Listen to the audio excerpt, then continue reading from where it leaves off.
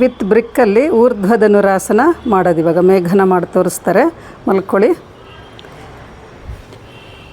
ಇದರಲ್ಲಿ ಇನ್ನೂ ಚೆನ್ನಾಗಿ ಲಿಫ್ಟ್ ಆಗುತ್ತೆ, ಸ್ಟ್ರೆಚಿಂಗು ಸಿಗುತ್ತೆ. ಕೈನ ಎಲ್ಲ ಬೆರಳು ಈ ಕಡೆಗಿರಬೇಕು, ಹಸ್ತ ಒತ್ತಬೇಕು. ಈಗ ತಲೆ ಇನ್ನೊಂದು ಸ್ವಲ್ಪ ಗೋಡೆ ಕಡೆ ಹೋಗಲಿ.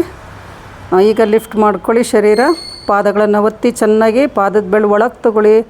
ಪಾದದ ಬೆರಳು ಒಳಗೆ ತೊಗೊಂಡು ಯು ಶೇಪಲ್ಲಿ ಇಟ್ಕೊಂಡು ಈಗ ನಿಧಾನ ಸೊಂಟದ ಭಾಗ ಲಿಫ್ಟ್ ಮಾಡಬೇಕು. ಸೀಲಿಂಗ್ ಕಡೆಗೆ ಇನ್ನೂ ಲಿಫ್ಟ್ ಮಾಡಬೇಕು. ಬ್ರಿಕ್ ಮೇಲೆ ಮಾಡೋದ್ರಿಂದ ಕೈ ನೇರಾಗುತ್ತೆ, ಚೆನ್ನಾಗಿ ಲಿಫ್ಟಿಂಗ್ ಈಸಿ ಆಗುತ್ತೆ. ನೋಡಿ ಸ್ಟರ್ನಮ್ ಭಾಗ ಎಲ್ಲ ಎಷ್ಟು ಚೆನ್ನಾಗಿ ಓಪನ್ ಆಗುತ್ತೆ, ಕೈಗಳು ನೇರಾಗ್ತಾ ಇರುತ್ತೆ.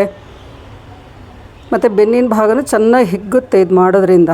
ವಿತ್ ಬ್ರಿಕ್ಕಲ್ಲಿ ಮಾಡುವಾಗ, ವಿತೌಟ್ ಬ್ರಿಕ್ಕಲ್ಲಿ ಮಾಡುವಾಗ ಈ ಲಿಫ್ಟಿಂಗ್ ಈ ಥರ ಸ್ಟ್ರೆಚಿಂಗ್ ಸಿಗೋಲ್ಲ. ಬೇಕಾದರೆ ಇದರಲ್ಲೇ ಇನ್ನೂ ಒಂದು ಸ್ಟೆಪ್ ಮಾಡ್ಬೋದು. ಹಿಮ್ಮಡಿ ಲಿಫ್ಟ್ ಮಾಡ್ಕೊಳ್ಳಿ.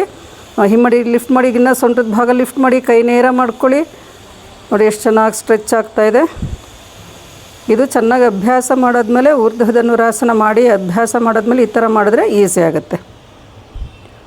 ಈಗ ಕಾಲನ್ನು ಮತ್ತೆ ಮುಂದಕ್ಕೆ ತೊಗೋಬೇಕು. ಒಂದು ಸ್ಟೆಪ್ ಮುಂದೆ ತೊಗೊಂಡು ತಲೆ ಹಿಂಭಾಗ ನೆಲಕ್ಕೆ ಕೊಟ್ಬಿಟ್ಟು ನಿಧಾನ ವಾಪಸ್ ಬರಬೇಕು. ಹಾಗೆ ರಿಲ್ಯಾಕ್ಸ್ ಮಾಡ್ಕೊಳ್ಳಿ. ಬ್ಯಾಕ್ ಬೆಂಡಿಂಗ್ ಮಾಡಾದ್ಮೇಲೆ ಸ್ವಲ್ಪ ಹೊತ್ತು ರಿಲ್ಯಾಕ್ಸ್ ಮಾಡ್ಕೋಬೇಕು. ಇದರಲ್ಲೂ ಬೇಕಾದರೆ ಎರಡೂ ಮಂಡಿಗಳನ್ನು ಸೇರಿಸ್ಬಿಟ್ಟು ನಾವು ಇದು ಸೇತುಬಂಧ ಮಾಡಾದ್ಮೇಲೆ ರಿಲ್ಯಾಕ್ಸ್ ಮಾಡ್ತೀವಲ್ಲ, ಆ ಥರ ಬೇಕಾದರೂ ಮಾಡ್ಕೋಬೋದು. ಈ ಥರ ಬ್ಯಾಕ್ ಬೆಂಡಿಂಗ್ ಮಾಡಾದ್ಮೇಲೆ ಮಂಡಿಗಳು ಸೇರಿರಬೇಕು, ಪಾದಗಳು ಸ್ಪ್ರೆಡ್ ಮಾಡಿರಬೇಕು. ಈ ಥರ ಮಾಡಿದಾಗ ಲಂಬರ್ ಚೆನ್ನಾಗಿ ರಿಲ್ಯಾಕ್ಸ್ ಆಗುತ್ತೆ. ನಿಧಾನ ಮೇಲಕ್ಕೆ ಬನ್ನಿ, ಬಲಕ್ಕೆ ಹೊರಳಿ, ಮೇಲಕ್ಕೆ ಬಂದು ಕೂತ್ಕೊಳ್ಳಿ. ಉಸಿರಾಟವನ್ನು ಗಮನಿಸ್ತಾ ಇರಬೇಕು.